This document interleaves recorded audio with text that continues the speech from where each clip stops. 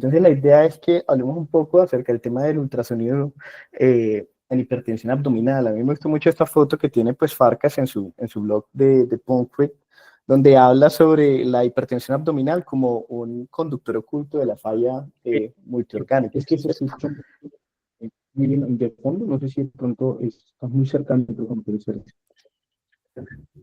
todavía acá,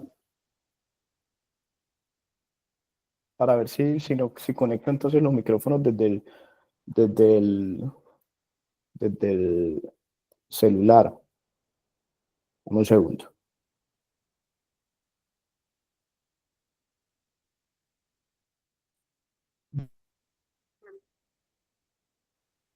Ahí se escucha. Ya, perfecto. Listo. Perfecto. Bueno. Un segundo, pues me avisan si de pronto las diapositivas sí pasan. Listo. Entonces,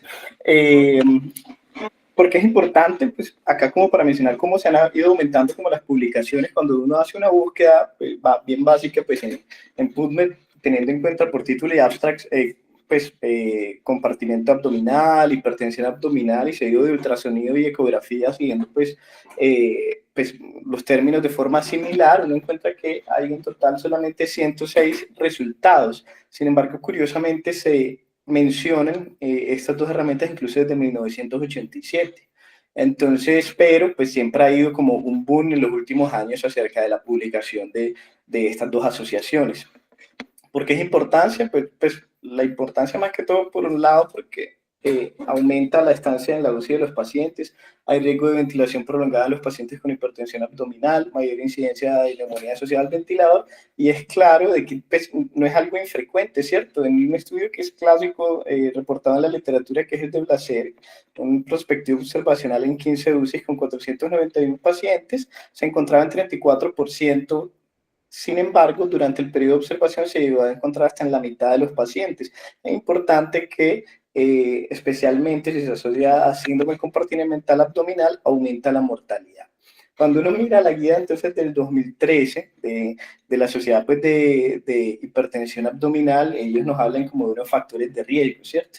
Entonces la cuestión es que cuando uno se pone a ver, prácticamente la mayoría de los pacientes de las unidades de cuidados intensivos van a tener factores de riesgo pues, para hacer hipertensión abdominal, ¿cierto? Sepsis, bacteremia, acidosis, cirugía contra el daño, entre otros. Entonces, pues, ahí de que es curioso como ellos, pues, teniendo en cuenta un grado de recomendación 1C, es decir, de recomendación de expertos, ellos hablan de medir la presión intraabdominal cuando hay algún factor de riesgo conocido pues, en un paciente críticamente enfermo. Ahí como la importancia pues, de tenerlo en cuenta, pues porque es algo pues, bastante frecuente. Y pues yo creo que estas mediciones pues no las hacemos realmente como todos los pacientes que están en las unidades de cuidado intensivo que cumplan un factor de riesgo.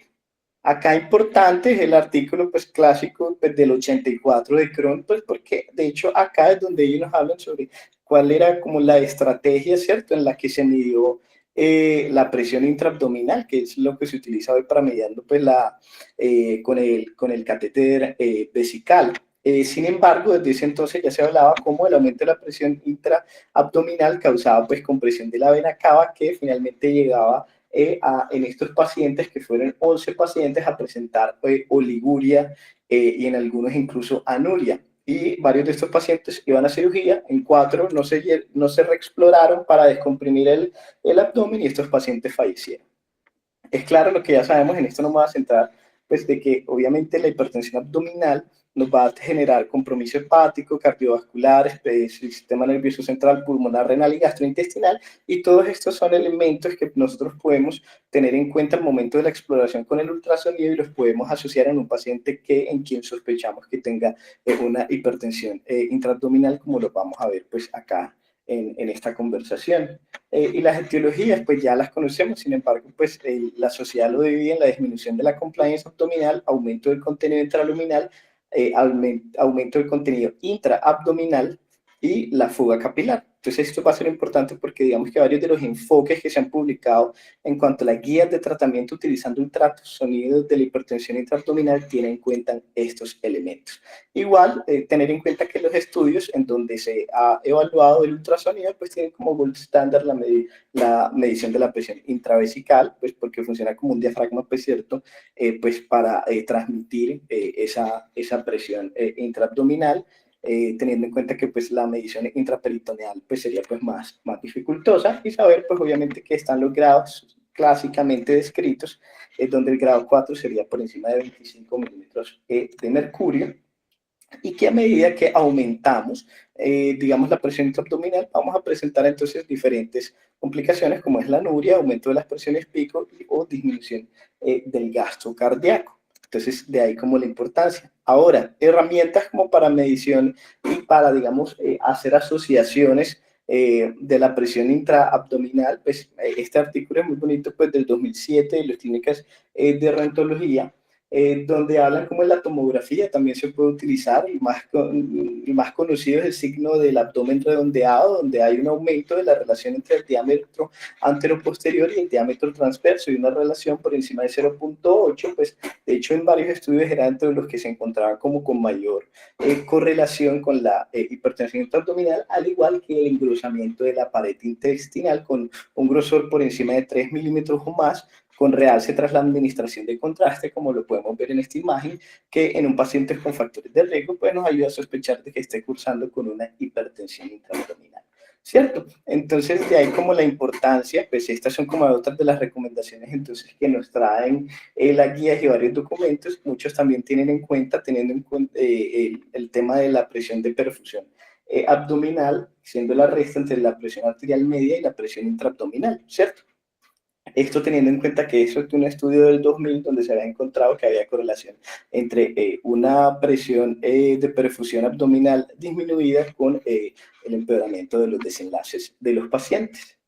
Listo. Entonces, acá simplemente como porque va a ser importante para el momento de la evaluación con el ultrasonido, si aumenta la presión intraabdominal, pues va a haber compresión venular y arteriolar que conducirá a hipoxia y falla renal, y esto lo vamos a poder, por ejemplo, con el índice de resistividad pues, renal, ¿cierto? La elevación del diafragma que nos va a alterar la compliance y de hecho la excursión diafragmática se puede ver alterada, y eso también lo vamos a ver con la tasa de engrosamiento diafragmático, ¿cierto? Por otro lado, la misma presión intraabdominal me va, digamos, va a generar una compresión de la vena cava inferior, que pues también lo vamos a poder observar, disminución del gasto cardíaco, que también lo vamos a poder observar con la ecografía, y también disminución del flujo portal y hepático, incluso también alteración de los flujos arteriales hepáticos, que también lo vamos a poder evidenciar en la ecografía, como lo vamos a ver a continuación. Con el enfoque pues, de estos pacientes, siempre tener en cuenta la causa, ¿cierto? ¿Cuál es la presión, el impacto? Y esto va a ser como lo más importante, yo creo, pues, ¿cuál es el impacto de esta hipertensión abdominal en las dinámicas de los diferentes órganos? Y esta es la propuesta de tratamiento que nos trae la guía del 2013. Sin embargo, yo me voy a enfocar en este algoritmo que publica el grupo de Pereira y Malbrain, que son como los que más publican en cuanto a este tema, yo he visto, y su correlación con la hipertensión intraabdominal. Y acá es porque ellos hacen una adaptación del algoritmo previo para el uso del ultrasonido en las diferentes etapas, como digamos, de los diferentes puntos de manejo del paciente con hipertensión abdominal. Ellos mencionan que si el paciente tiene una presión intraabdominal mayor a 12, entonces podemos evaluar entonces teniendo en cuenta la evacuación de los contenidos intraluminales, para que en este punto, ¿cómo podemos utilizar la ecografía? Para confirmar la posición de la sonda nasogástrica, evaluar los contenidos gástricos, si son sólidos, líquidos. También podemos evaluar los movimientos intestinales e identificar la necesidad de terapia con enemas. Por otro lado, para evacuar, digamos, las lesiones ocupantes del espacio intraabdominal, que también nos van a aumentar la presión intraabdominal, y entonces ahí vamos a tener en cuenta detectar ascitis, abscesos de sangre que requiera drenaje, el uso pues, de la ecografía para guiar los procedimientos, y en el seguimiento también de estos elementos. y el otro es la alteración, pues, o bueno, mejorar la compliance de la pared abdominal. Ellos acá hablan como la medición del grosor de la pared abdominal. Sin embargo, aquí en este punto yo creo que anotaría, aunque no hay muchos estudios sobre el tema del engrosamiento pues, diafragmático, que ahorita vamos a hablar un poco de eso, que también va a estar, digamos, de cierta forma relacionado. Hay que recordar que, por ejemplo, para los griegos el tórax iba prácticamente, incluía el tórax y abdomen, pues porque son cavidades que están conectadas en serie. Entonces, obviamente, lo del abdomen me va a afectar la compliance también y el movimiento, entonces, diafragmático. Y en cuanto a otro elemento que también es muy importante, es el tema de la optimización de los líquidos, utilizar el eco para evaluar la función cardíaca, la vena cava y el plexus, y mejorar, optimizar la perfusión sistémica con el flujo arterial, hepático y renal, y calcular el índice de resistividad renal. Entonces, que nos traen, por ejemplo, en este artículo del Journal del 2021, el ultrasonido de la cabecera del paciente es una modalidad en el cuidado intensivo que se puede usar como adyuvante en el manejo de los pacientes con hipertensión intraabdominal. Ahora, ¿qué estrategias?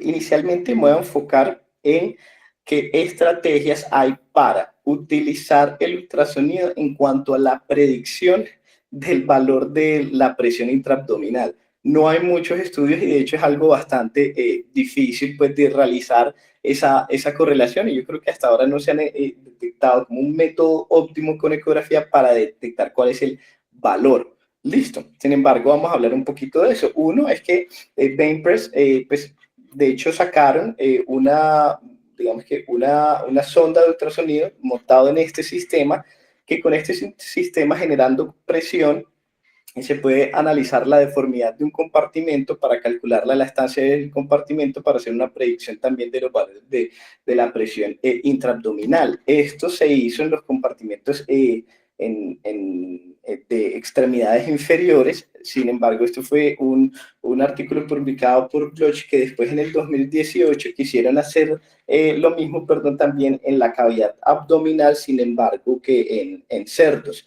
Entonces, digamos que es una herramienta que simplemente está en estudios, que se está intentando ver si esta adaptación, donde con este dispositivo se mide la presión con la que se está comprimiendo y se mira cuál es la deformidad del tejido, pues como para hacer como ciertos cálculos. Entonces, no está disponible, todavía está en la parte experimental.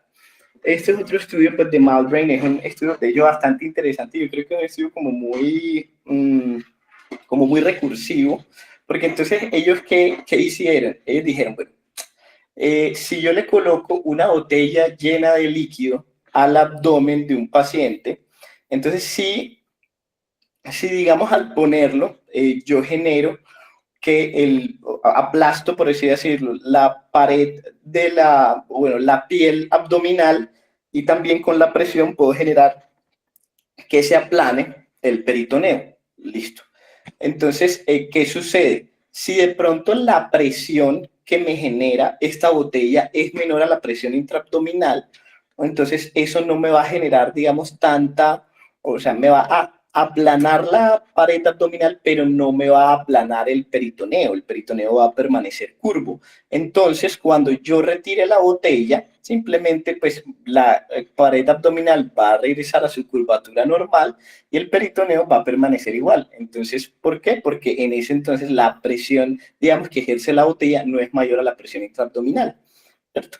Que entonces, pero sin embargo, si la presión de la botella es mayor, entonces me va a aplanar ambos, digamos, tanto la pared abdominal como el peritoneo, y entonces al momento de retirar la botella va a haber un rebote. Listo, entonces ellos que hacían, llenaban la botella y iban disminuyendo gradualmente el contenido de agua que había en esa botella. Entonces, en el momento, y entonces iban evaluando si había rebote o no había rebote. En el punto en el que dejaba de haber rebote, utilizaban esta fórmula para determinar cuál era la presión externa. Listo. Y con digamos, con esta fórmula, teniendo en cuenta la altura de la botella, entonces se podía determinar cuál era esa presión externa, y ya de ahí determinar cuál era la presión entonces ejercida. El problema es que la presión máxima que se puede hacer era de 15 milímetros de mercurio. Entonces, si yo, digamos, si yo tengo una presión intraabdominal mucho mayor, pues no lo iba a determinar como por este método. Pues, de hecho, ellos acá les voy a mostrar este primero, pues, sin cambios, es decir, bueno, perdón, este primero era donde digamos, la presión que se generaba con la botella era mucho mayor, entonces generaba ese fenómeno entonces de rebote, y acá en este otro pues retiraban la botella y había un mínimo movimiento. Acá se ve de cierta forma que se mueve la pared abdominal, pero el peritoneo no cambia. Entonces esa es una forma que curiosamente buscaron para determinar entonces ese valor. El problema, pues obviamente, que dice la sociedad digamos, de presión, de hipertensión intraabdominal, que dicen que para que una técnica novedosa para uno evaluar la presión intraabdominal por ecografía solamente es aceptable si tiene al menos más de 20 pacientes relevantes y que el sesgo, la precisión y el coeficiente de variación y el porcentaje de error pues cumplan con ciertos parámetros. El problema es que en este estudio pues el porcentaje de error no se cumplió. Simplemente entonces para mostrar pues que hay como técnicas curiosas, pero hasta ahora no se ha encontrado un método por ecografía para determinar el valor exacto entonces de la hipertensión intraabdominal. Sin embargo, no quiere decir que si yo no puedo determinar el valor, no puedo como tener, digamos que, herramientas para hacer el diagnóstico, digamos, de estos pacientes. Es decir, si es un paciente que tiene factores de riesgo y comienzo a hacerle como medidas de ecografía que ya se la voy a mostrar a continuación, no quiere decir que entonces yo no me pueda llenar como de argumentos para saber, uno, digamos, el compromiso que está teniendo esa presión intraabdominal digamos, en la hemodinamia del paciente, y entonces eso me va a traer como ciertos beneficios. Ahora, también el grupo de Chen, ellos también entonces quisieron crear un nomograma para la predicción de la hipertensión intraabdominal utilizando datos clínicos y el ultrasonido. Fueron 89 pacientes, pero solamente uno tuvo una presión intraabdominal pues grado 4. De ahí para abajo pues aumentaba entonces el número de pacientes, entonces algo importante a tener en cuenta. Ellos miraron parámetros clínicos y los parámetros, digamos, de la ecografía. Entonces pues ellos evaluaron, perdón, pues la parte del engrosamiento diafragmático, y también evaluaron, que ahorita les voy a mostrar pues en otra imagen pues cómo se hace eso bien, y el otro que es la elasticidad del diafragma, pues ambas mediciones en el diafragma derecho. Entonces ellos, ¿qué era lo que hacían? Pues esto utilizando otros métodos donde se genera un pulso pues con el ecógrafo, y se evalúa cuál es la deformidad que se genera en ese tejido con los algoritmos que utiliza el ultrasonido, y con eso se evalúa la elasticidad del diafragma. Digamos que eso es como una de las herramientas. También lo evaluaron a nivel renal, y aparte de la elasticidad renal, también evaluaron entonces digamos, el índice de resistividad renal. ¿Cómo lo hacían? Entonces ellos hacían un Doppler en la arteria renal, y entonces medían la presión, perdón, la velocidad pico sistólica menos pues la velocidad de fin de diástole, como lo vemos acá, sobre la velocidad pico sistólica, y con eso tenían entonces el índice de resistividad, y lo que relacionaron entonces con las variables clínicas para ver cómo se podía entonces correlacionar con la hipertensión intraabdominal. En el análisis multivariado, la tasa de engrosamiento diafragmático y el índice de resistividad y el lactato fueron como los que más se asociaron entonces con la hipertensión intraabdominal, y entonces, o con el riesgo de hipertensión intraabdominal. Entonces esto lo utilizaron para crear un nomograma que generaba una puntuación y nos permitía entonces evaluar el riesgo, digamos, de predecir digamos, una hipertensión intraabdominal en un paciente, con medidas que realmente no son muy complejas a realizar, con un AUROC muy cercano a 1 de 0.956. Listo. Entonces, digamos que hay hasta ahí como las formas que hay hasta ahora con ultrasonido para predecir más o menos si el paciente tiene una hipertensión intraabdominal elevada, y unas aproximaciones al valor pues, que sin embargo pues para la práctica clínica ahorita pues no tiene como mucho beneficio. Entonces, acá, para el transductor convexa, entonces es como lo que se utiliza, sin embargo, también un sectorial se puede utilizar y inicialmente se evalúa con unos 15 centímetros de profundidad. Entonces vamos a evaluar diferentes puntos. Vamos a evaluar el epigastrio, vamos para el intestino delgado. Ellos hablan mucho como de un movimiento en podadora, que entonces es hacer básicamente el movimiento que estoy haciendo aquí con el mouse, irme explorando las diferentes, digamos, vísceras en la parte del intestino delgado, y para la evaluación del intestino grueso haciendo este movimiento. Listo, con eso, pues, que se nos permite evaluar también entonces la parte de las vísceras. Importante tener en cuenta de que si el paciente no tiene como ningún compromiso, tanto el intestino delgado como el grueso usualmente tienen aire, por lo que una hace normal puede que no se vea del todo en el ultrasonido. Eso es importante tenerlo en cuenta y va a ser más fácil de que si hay algún hallazgo patológico, pues que con eso, digamos que sea más fácil entonces de determinar. Ya. Ahora vamos a ver cómo cada uno de estos pasos se pueden integrar entonces con el ultrasonido. Entonces, comenzando pues con la parte de la posición entonces de la sonda nasogástrica, ¿cierto? Digamos que acá, aquí simplemente como para comenzar, pues tenemos entonces el transductor, en este caso le están haciendo un sectorial, comienzan en el epigastrio y se va moviendo de derecha a izquierda, y entonces hasta que podamos ver el hígado, la columna, aorta, y acá podamos ver entonces el antro, ¿cierto? Y ya con eso entonces podemos también, digamos, saber dónde está el antro y ver con, digamos, con la instilación de 100 cc de salino y con algo de aire, pues el cambio en el antro, pues como para uno pensar pues que ya estamos pues, digamos, en la parte gástrica, ¿cierto? Con la sonda.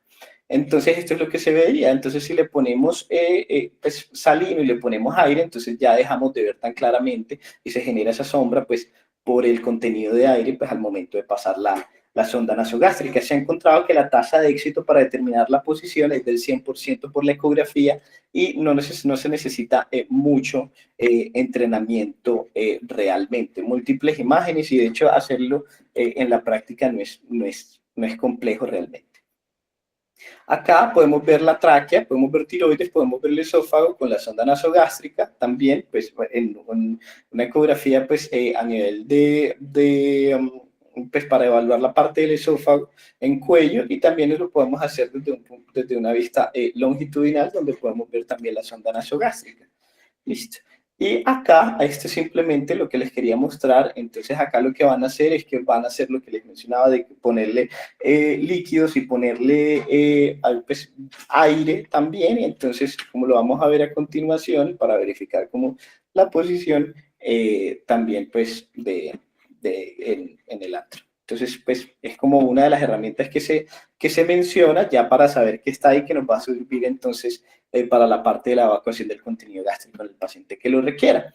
Listo. Y pues, también el mismo, digamos, documento de Malbrain, entonces nos habla que también nos ayuda para determinar pues cuál es el contenido, ya sea intestinal. También mencionan pues que se puede utilizar para la evaluación de la obstrucción intestinal, que sin mucha complicación el momento de la realización como de la evaluación. Se evalúan como las diferentes porciones del abdomen. Importante para ellos registrar las imágenes como videos para documentar la peristalsis, porque va a ser uno de los criterios. Listo. Y es muy importante en pacientes que estemos sospechando obstrucción, por ejemplo, sí, y especialmente si hay clínica o, por ejemplo, si el paciente ha tenido intervenciones abdominales previas. Acá es importante saber es que no nos va a diferenciar ilio versus adherencias y no va a determinar el punto de transición. Estamos hablando de que un paciente que, pues, puede también por esa obstrucción llegar a hipertensión intraabdominal, entonces con eso nosotros podemos determinar también la parte del tratamiento y hacerle como seguimiento a esto. Entonces, ¿cuáles son los criterios, digamos, así muy escuetamente, pues porque realmente establecidos por una sociedad, pues no están, pero pues unos criterios de obstrucción intestinal por ecografía es que tengan al menos 3 asas dilatadas, que la dilatación intestinal sea mayor a 2.5 centímetros y se describe mucho un movimiento que es to and fro, que es la peristalsis alternante bidireccional, donde pues el contenido luminal no es capaz como de vencer cierta, por decirlo como de resistencia para pasar esa obstrucción. Acá pues simplemente pues al momento de evaluar con el ultrasonido podemos ver pues muy sencillamente, pues acá como tiene una longitud pues por encima de 2.5 centímetros. Acá también pues una asa también mayor de 2.5 centímetros, y otro elemento importante es que normalmente es difícil ver las plicas circulares que tienen el intestino delgado. Entonces, también lo llaman como el signo del teclado, donde se ven como estas proyecciones acá del intestino que normalmente no son fáciles de ver, pero son más fáciles de identificar en los pacientes que tienen obstrucción intestinal. Y pues, ¿qué tan difícil es? Después de, este fue un estudio pues, de la página de Emory, donde hablan de que con solamente una sesión de 10 minutos y 5 escaneos de práctica, los residentes eran capaces de detectar una obstrucción intestinal con una sensibilidad del 91% y una especificidad del 84%. Pues por ende, pues se puede utilizar fácilmente realmente durante la evaluación. Acá varios ejemplos, y también tener en cuenta que el aire asciende, por lo que es más fácil encontrar asas llenas de líquido en las áreas dependientes y que se puede desplazar el gas al aplicar presión con la sonda de ultrasonido. Y lo otro que acá les quería mostrar es entonces ese movimiento to and fro, donde pues no hay, digamos, hay dificultad para continuar pues con la peristalsis y que se mueva el contenido intestinal. Acá también lo podemos evidenciar de cómo pues esos movimientos son muy claros de ver al momento de hacer la ecografía. Y otro es que lo llaman es el Tanga sign. ¿Qué es lo que sucede? Pues hay una colección usualmente triangular de líquido libre entre las asas intestinales, que pues por ese, digamos, como con esa presión que se genera, pues hay edema de la pared intestinal y habla de obstrucción de alto grado y peor pronóstico. Y hay que recordar que habíamos hablado de que en la tomografía un engrosamiento que se puede ver, y de hecho que era uno de los signos más importantes, de que nos hablaba de que el paciente también pudiera tener hipertensión intraabdominal. A medida que aumenta la presión intraabdominal, aumenta la permeabilidad, y también pues aumenta el líquido extraluminal, y pues con eso se genera ese engrosamiento de la pared intestinal, que entonces también lo vamos a poder determinar. Este es de los videos de Western Sono, donde pues podemos ver ese engrosamiento de las asas intestinales asociadas a un aumento de esa presión intraabdominal, que es uno de los elementos importantes al momento de tener en cuenta la hipertensión intraabdominal. Listo. Y pues el entrenamiento real, bueno, y perdón, al momento de comparar el POCUS con los rayos X le da mejor pues al POCUS, ¿cierto? Sin embargo, pues la tomografía para definir como la etiología, obviamente pues va a tener como mayor como rendimiento. Lo otro, pues que sí es bastante sencillo, es la evacuación de las lesiones ocupantes de espacio. Para esto no voy a profundizar mucho porque es algo, de hecho, bastante claro, pues cómo pues, el manejar y el retarear, digamos, el contenido abdominal va a disminuir la presión intraabdominal y utilizarlo como guía para los procedimientos. Eso está, yo creo que más que establecido realmente en la literatura. Y lo otro es medir el grosor de la pared abdominal. No encontré pues, bibliografía así donde lo hayan asociado mucho con hipertensión abdominal. Esto era más como yo creo que hipótesis más en los artículos publicados, en el artículo, perdón, publicado como por Pereira y del grupo de Malbrain. Sin embargo, pues nos ayuda a ver cómo se ve el movimiento de la pared abdominal. Pero lo que yo les decía, más que eso, pues es la evaluación de la fracción de engrosamiento diafragmático. Listo, que es, digamos, la fracción de engrosamiento a la inspiración menos la inspiración sobre la expiración, y pues con eso podemos hacer el seguimiento también de un paciente que le estamos tratando para la hipertensión intraabdominal, y podemos ver cómo a medida que, digamos, disminuye, digamos que más bien mejora la compliance intraabdominal, la tasa de engrosamiento diafragmático va mejorando por esa misma mejoría, pues porque no tiene que vencer tanta presión para generar el movimiento diafragmático. Y esto es muy importante, pues porque de hecho es poco, digamos, es de los pocos como elementos que hay así como para evaluar el movimiento ese que mencionan de la pared intraabdominal. En cuanto al otro elemento es la optimización de la administración de los líquidos, ¿cierto? Uno, la ecocardio para evaluar la función cardíaca, y el Vexus. Acá es importante que lo mencionan todos los líquidos, y de hecho lo menciona un documento de Malbrain que también, de hecho fue una respuesta al editor que se publicó recientemente, sobre, obviamente, a medida que les ponemos más líquidos, mayor probabilidad de que ese líquido se pueda ir a la cavidad intraabdominal, y de que eso pues termine generando mayor líquido pues en ese, digamos, mayor contenido en ese continente. Entonces pues me genera mayor presión y mayor presión intraabdominal, que es como lo claro. Listo. Y pues simplemente tener en cuenta que a mayor presión intraabdominal pues me puede disminuir el gasto cardíaco pues por disminución del retorno venoso y por la misma elevación del diafragma que genera compresión cardíaca que nos puede llevar algo de alteración de la contractilidad y la misma aumento de la presión intratorácica como ya lo he mencionado. Esto es, de hecho, de un estudio en animales donde por debajo de 10, digamos que no generaba tanto compromiso en el gasto cardíaco, sino que se generaba como un fenómeno de autotransfusión donde aumentaba el retorno venoso, mejoraba la precarga y aumentaba el gasto cardíaco. Sin embargo, esto fue un estudio de animales publicado en el 87. Sin embargo, hay que tener en cuenta que, esto sí es muy claro, nuevamente estudios en animales, pero pues muy importante saber que a mayor presión intraabdominal, la curva de Frank Starling se desvía a la derecha y hacia abajo. Entonces, eso pues me va a alterar, obviamente, el gasto cardíaco entonces de los pacientes y también el tema de respuesta a volumen, porque hay que tener en cuenta que, por ejemplo, la maniobra de elevación de las extremidades en pacientes que tienen presión intraabdominal se ve alterada. Listo. Y en la parte del plexus, a mayor, digamos, congestión venosa, mayor capacidad de transmitir la presión de forma retrógrada, de forma que se altere el flujo hepático portal y de los vasos renales que me terminen generando alteraciones.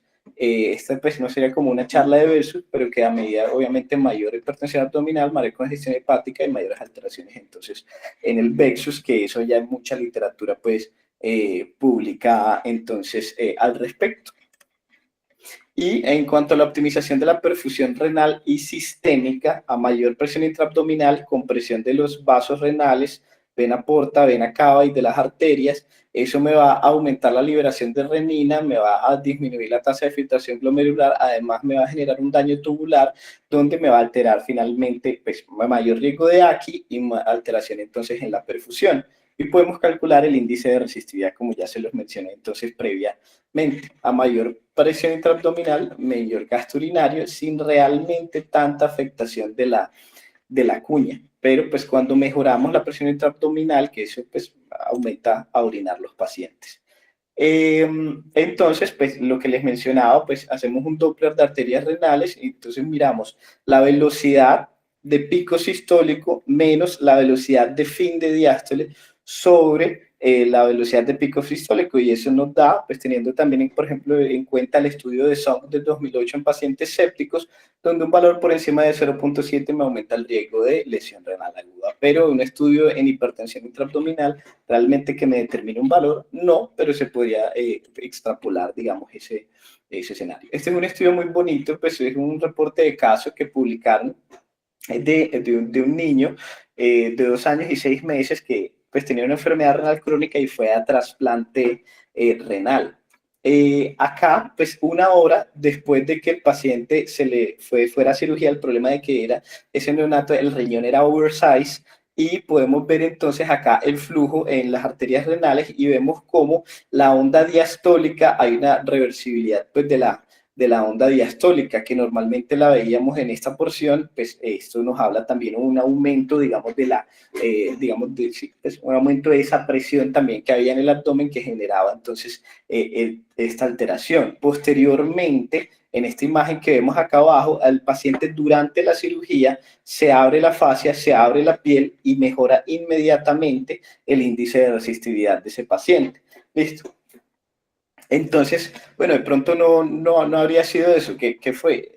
Volvieron a cerrar la fascia inicialmente, pues a los 10 minutos teníamos nuevamente una alteración entonces del índice de resistividad y había nuevamente una inversión de esta onda diastólica y entonces lo que dijeron, bueno, más bien vamos a abrir la fascia, se abrió la fascia, se cerró piel, y enseguida volvieron a mejorar los flujos en ese paciente. Entonces el índice de resistividad renal tiene muy buena correlación con la presión intraabdominal y hay varios estudios como publicados acerca de esto. Y lo mismo se puede hacer con la arteria hepática, que sucede lo mismo. Vemos el flujo de esta arteria hepática y eso es lo mismo. En la parte hay una reversibilidad de la onda diastólica en los pacientes que tienen aumento de la hipertensión intraabdominal en un paciente que había sido trasplantado de hígado. Listo. Ya teniendo en cuenta todo lo anterior, pues hay varios, Pereira y Malbrain nuevamente, han publicado varios estudios donde utilizan ese algoritmo más o menos que les mencioné previamente para hacer el seguimiento del tratamiento de la presión intraabdominal de sus pacientes, comenzando con una presión intraabdominal de 23 y que con los días y con el tratamiento iba disminuyendo, pues siguiendo digamos que el protocolo que les mencionaba previamente, teniendo en cuenta todo lo anterior.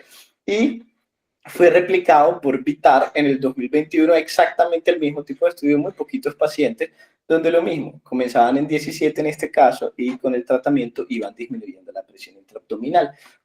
Entonces, se puede utilizar en cuanto a la parte del seguimiento y en la parte, digamos que en la parte del diagnóstico para un valor específico, estaría como debatida su utilidad. Sin embargo, sí creo que es un elemento muy importante para saber cuál es la repercusión hemodinámica pues, que me está generando esta hipertensión intraabdominal y me puede guiar pues, para la parte de los procedimientos que voy a hacer. Y yo creo que es una herramienta muy importante pues, para utilizar en las unidades.